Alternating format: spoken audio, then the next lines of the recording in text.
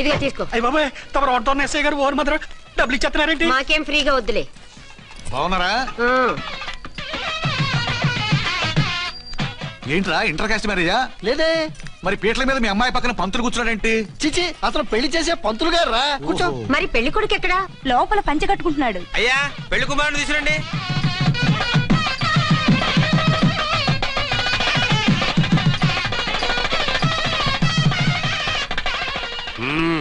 Hi.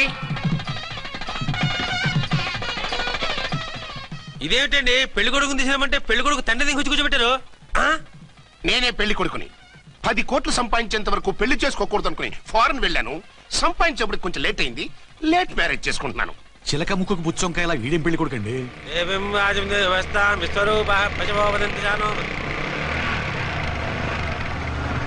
ఆగండి. ఈ dialogue నేను బతికుంటే మా బాబు అనాలి. ఈవిడెవరు? మీ చెల్లెమో ఆడబడుచు కట్టడం కోసం పెళ్లి ఆపుంటది. మనకు అలాంటి వాళ్ళు ఎవరు లేరులే. ఏయ్ లేరా. ఎవరిని మిస్? నిన్నరా బద్మాష్. ఇంకా ఎన్ని పెళ్లిళ్ళు చేసుకుంటావు? ఎంతమందికి మూడు అవుతావు? ఏంటమ్మా ఈయనకి ముందే పెళ్ళయిందా? పెళ్లి కాదు, పెళ్లిళ్ళు అయ్యాయి 6. మీరు డోంట్ వరీ మామగారు, వాళ్ళందరికీ విడాకులు ఇచ్చేసా. ఇస్తే మాత్రం ఆ పిల్ల పక్కన తండ్రిలా కూర్చుని కన్యాదానం చేయాల్సిన ఏజ్ లో మొగుళ్ళ కూర్చుంటావా? ఇవన్నీ అడగడానికి నువ్వే వత్తవే. నువ్వు తాళి కట్టి ఆడుకునే ఆడవాళ్ళకి ప్రతినిధిరా. చూడమ్మా, పీటల మీద పెళ్ళాకపోతే దానికి జన్మలో పెళ్లి కాదు. ఎందుకు కాదు? నీ కూతురికేం తక్కువ? మగాడికి ఆడది నచ్చకపోతే పెళ్లి జరగదు. కానీ ఆడదానికి మగాడు నచ్చకపోయినా పెళ్లి జరిపిస్తారా? ఆ పిల్ల ఇష్టపడేగా పీటల మీద కూర్చుంది. ఈ 50 ఏళ్ల మోసాల మొగుడిని ఏ ఆడపిల్లని ఇష్టపడుతుందా? మనస్ఫూర్తిగా పెళ్లి చేసుకుంటుందా? ఏమ్మా, నీకు అందం లేదా, ఆస్తి లేదా? లేకపోతే నీ కాళ్ళ మీద నువ్వు నిలబడే ధైర్యం లేదా? నీకు నచ్చిన వాడు చేసుకునే దమ్ము లేదా? తాళి కట్టి ఉరితీసే ఈ తలారితో వెళ్లి నీ కన్నెతనాన్ని అర్పించుకుంటావా? జీవోత్సవంలా బ్రతుకుతావా?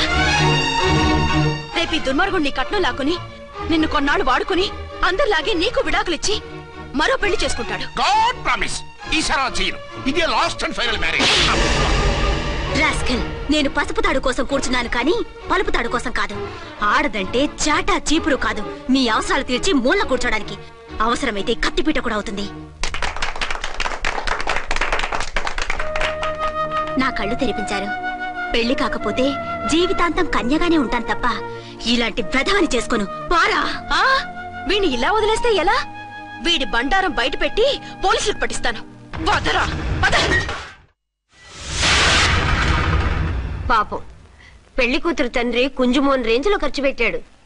డబ్బు పోయిందండి. పిల్ల జీవితం బాగుపడింది. అవును, మీ అబ్బాయికి పిల్లలెంతమంది? 3 ఉండేవారు. పెళ్ళయి ఉంటే. అంటే ఇంకా పెళ్లి కాలేదా? లేదు. మీ అమ్మాయికి అయిందా? మ్యాచెస్ చూస్తున్నా. అప్పుడు మీరు నేను చూసుకుంటే పోలా? వాట్? అపార్థం చేసుకోకండి. మీరు నేను అంటే మీ అమ్మాయికి మా అబ్బాయికి చేసుకుంటే ఎలా ఉంటుంది అని. శ్రమదానం అంత బాగుంటుంది, కానీ వాళ్ళు నిప్పు ఉప్పులా ఉంటారు. చేసుకుంటారా? మన తెలివితేటలు ఉపయోగించి చేసుకున్నట్టు చేద్దాం.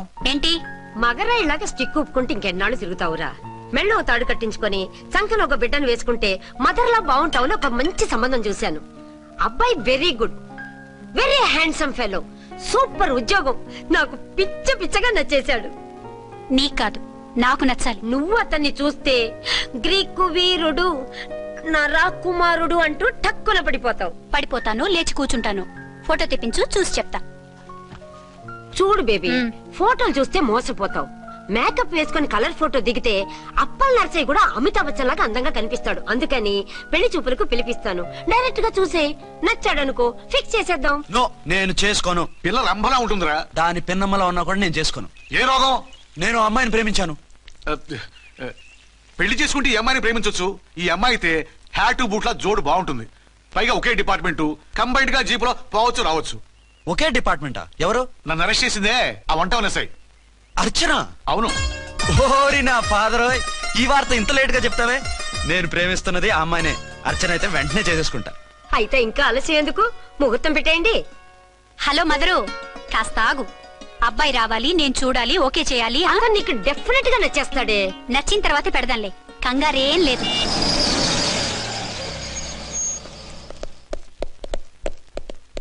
2 టోన్ వాళ్ళని కూడా పిలిచారా మేడం?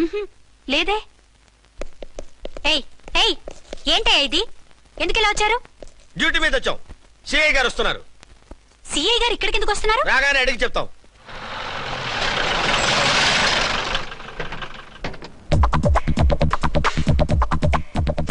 ఈయన సిఐ ఎప్పుడయ్యారు? నెక్స్ట్ ఈ రోజు morning. Good morning sir. Good morning sir. Good morning sir. అదేమిటి బేబీ, ఇలా 2 చేతులతో నమస్కారం పెట్టడం మన కల్చర్. సల్యూట్ చేస్తావేంటి? నమస్కారం చేయడానికి అతను గెస్ట్ కాదు. నిన్నటి దాకా యముడు, ఇప్పుడు క్యాడర్ పెరిగి మొగుడయ్యాడు. ఎస్, నీ మొగుడిని అవడానికే వచ్చాను. అవును, శోభనం పెళ్లి కూతుర్లా ఈ గెటప్ ఏంటి, ఈ సెటప్ ఏంటి? సార్, అది నాకు పెళ్లి చూపులు. ఓ, పెళ్లి చూపులా? ఈ క్యాండిడేటేనా పెళ్లి కొడుకు? ఆయనగా సార్. మరెవరు? ఎవరో నాకు తెలియదు సార్. ఓసి నా ఇన్నసెంట్ డాక్టరు, నిన్ను చూడటానికి వచ్చింది ఈయనే.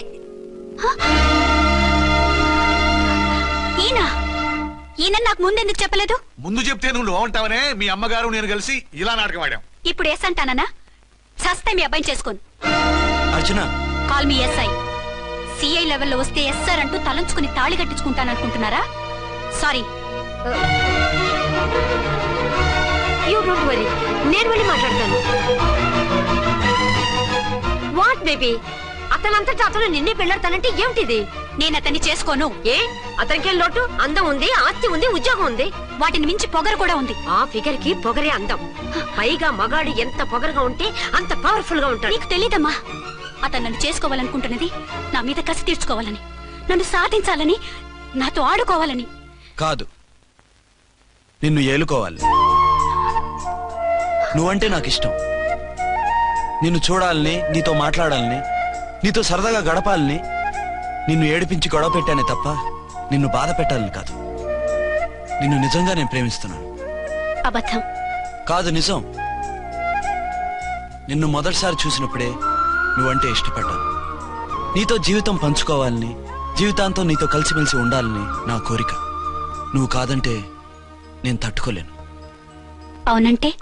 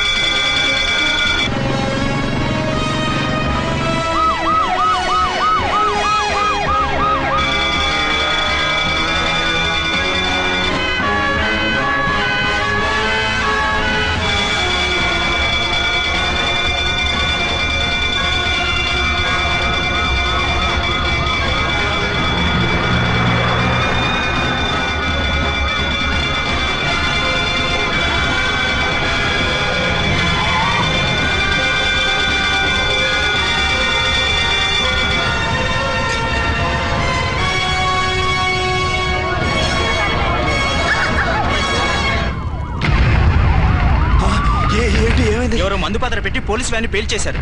అందులో మనుషులు పాపం అంతా కాలిపోయారు, ఎవరూ బతకలేదు. అర్చన!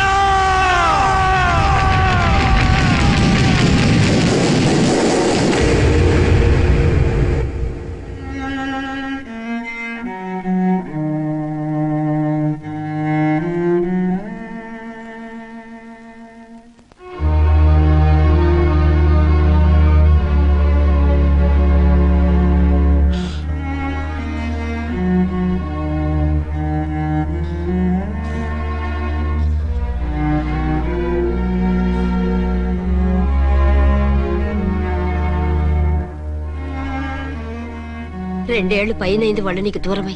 ఇంకెన్నాళ్ళు ఇలా బాధపడతావు బాబు? నేను ఇలా చూస్తూ నేను తట్టుకోలేనురా. నువ్వు మళ్ళీ మామూలు మనిషి కావాలి.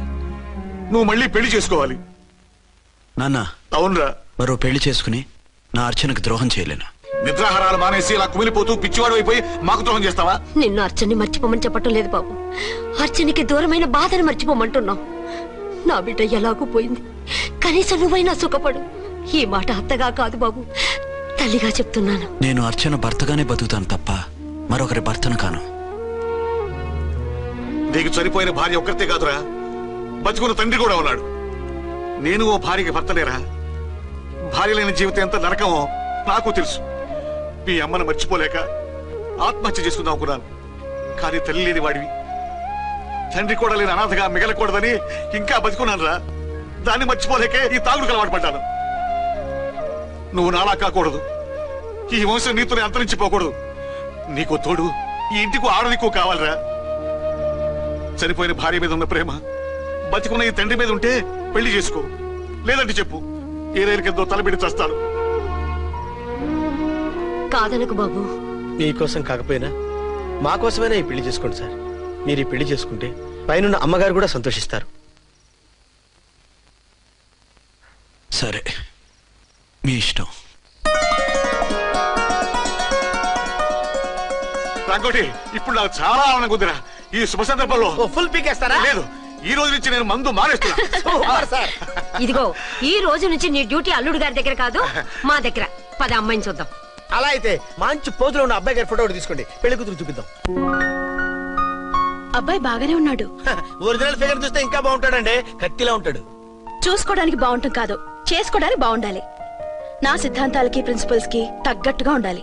అంటే నా కాబోయే భర్త శ్రీరామచంద్రులా ఉండాలి. అంటే నామాలు కిరీటాలు పెట్టుకుని బాణాలు వదులుతున్నారండి. షటప్. గెటప్ లో కాదు, బుద్ధిలో రాముడు లాంటి వాడై ఉండాలి. లాంటి వాడేంటమ్మా, శ్రీరామచంద్రుడే అనుకో.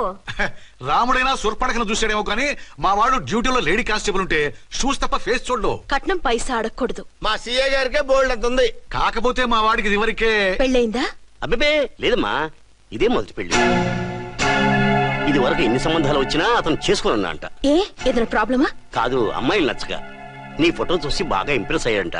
నువ్వు గనక ఓకే అంటే నాకు ఓకే.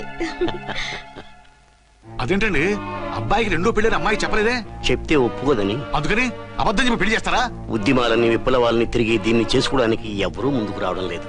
రాక రాక మీ సంబంధం వచ్చింది. రైటే, కానీ రెండో పెళ్లి గురించి చెప్పకుండా పెళ్లి చేస్తే ఆ 3 ముళ్ళు పడి 3 రాత్రులు గడిస్తే అన్ని సర్దుకుంటాయి. అంటే మోసం చేసి చేయటం. ఇందులో మోసం ఉంది. ఇదేమన్నా మొదటి భార్య బిడ్డల్ని పెంచాలా, ఆ భార్యతో భర్తను పంచుకోవాలా? అది కాదండి, అమ్మాయి బాగా ఫాస్ట్. ఒక పెళ్లిలో చూసాం, తర్వాత ఏదైనా గొడవ చేస్తే. అలా చేస్తే నా కూతురే కదమ్మా నష్టపోయేది. ఆయనంత ధైర్యంగా చెప్తున్నప్పుడు మనకేంటండి? మీరు కాదంటే దానికి ఈ జన్మలో మొగుడు దొరకడు. కాదనకండి. సరే, మీ ఇష్టం. నా ఇష్టం. సరే, అమ్మాయికి అన్ని చెప్పారా? అన్ని అంటే ఒక్క మీ పెళ్లి గురించే కాదు, మన ఫ్యామిలీ బ్యాక్గ్రౌండ్ గురించి కూడా చెప్పేసి. అవునవును. ఏమంది? చాలా బాధపడింది, జాలి పడింది, నిన్నే చేసుకోవాలని ఆశపడింది. నువ్వు కూడా ఊ అన్నావంటే. సరే కాదు. అదేంటండి, అమ్మాయి దగ్గర ఎలాగో నిజం దాచాం, అబ్బాయి దగ్గర దాచడం ఎందుకు? దాయకపోతే వీడు అసలు పెళ్లి వద్దుంటాడయ్యా. తర్వాత అయినా తెలుస్తుంది కదండి. ఆ పిల్లబాబు చెప్పాడుగా, 3 ముళ్ళు పడి 3 రాత్రులు గడిస్తే అన్ని సర్దుకుంటాయని. అదే పని మనవాడు చేస్తాడు. కాముగా పెళ్లి చేసేసి వెంటనే అని మును పంపించేద్దాం. ఇలా కూర్చోండి సార్.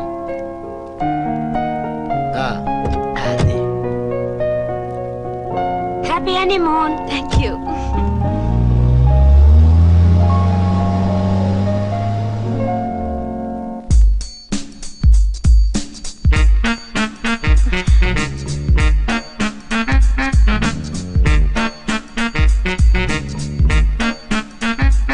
పిల్లంతైందిరా? 10,000. 10,000. అయితే ఓ పని చేయి, ఈ 1000 రూపాయలు ఇచ్చుకుని ఇదే 10,000 అనుకో. 1000 వర్కౌట్ అవుదండి. పోను పని చేయరా, ఈ బిల్డింగ్ రాసిస్తాను, వర్కౌట్ అవుతా? వర్కౌట్ అవుతుంది సార్. సార్ ఏంటి సార్ ఇది, చూడండి. ఇవి రాంకోటి, వాడితో బేరాలంటాయా? ఇది ఒకటి ఇచ్చి పంపించు.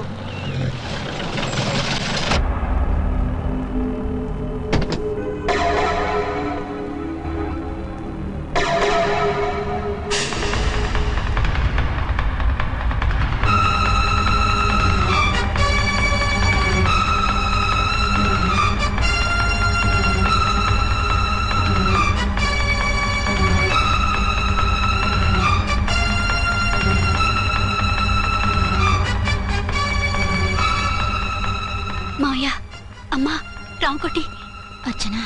నువ్వు చనిపోలేదు మావయ్య, బతికే ఉన్నాను. ఆయన ప్రేమే నన్ను బతికించింది. బాబు, మీ మనవడు. రే నాన్న, రారా. ఎన్నాళ్ళు ఏమ్మా? ఎక్కడున్నావు మర్చిపోయావా? ఏమైపోయావు? ఆ వివరాలన్నీ తర్వాత చెప్తాను. ఆయనేరి లోపల ఉన్నారా? లేరు మేడం. ఏం ఆఫీస్కి వెళ్ళారా? ఊటీకి వెళ్ళారు. డ్యూటీ మీద వెళ్ళారా? అవునమ్మా, డ్యూటీ మీద వెళ్ళారు. అక్కడ ఏ హోటల్ ఎదిగారు? తాజ్ రెసిడెన్సీ. నువ్వు లోపలికి పోదమ్మా, మాట్లాడుకుందాం. లేదమ్మా, నేను ముందు ఆయన చూడాలి. నేను ఇప్పుడే ఊటీ వెళ్తాను. ఎందుకమ్మా 2-3 రోజుల్లో వాడు వచ్చేస్తాడు. 2 ఏళ్లు ఆయన చూడకుండా శవంలా బతికాను. ఇక 2 క్షణాలు కూడా ఆయన చూడకుండా ఉండలేను మాయా. అది కదమ్మా. నా మాట వినమ్మా.